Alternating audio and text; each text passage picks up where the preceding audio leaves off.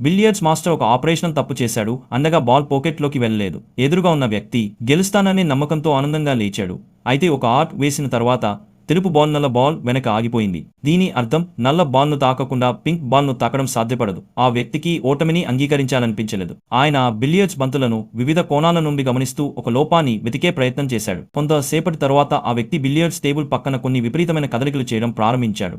అతని ప్రత్యర్థి నవ్వుతూ, "మీ కదలికలు కోతిలా ఉన్నాయి" అని అన్నాడు. అతడు ఎలాంటి పద్ధతినైనా ఉపయోగించినా పింక్ బాల్ను తాకడం అసాధ్యం అని విశ్వాసంగా అన్నాడు. ప్రేక్షకులు అతడు తప్పక ఓడిపోతాడనే నమ్మకంతో ఒక్కొక్కరుగా ప్రాంగణం వదిలిపోయారు.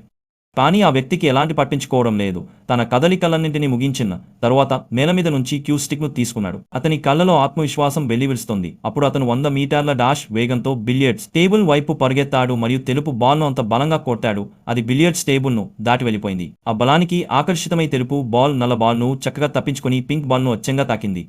అతని ప్రత్యర్థి ఇది చూసి కన్నులెత్తి ఆశ్చర్యపోయాడు. చివరికి ఆ వ్యక్తి విజయం సాధించి ఛాంపియన్షిప్ను గెలిచాడు.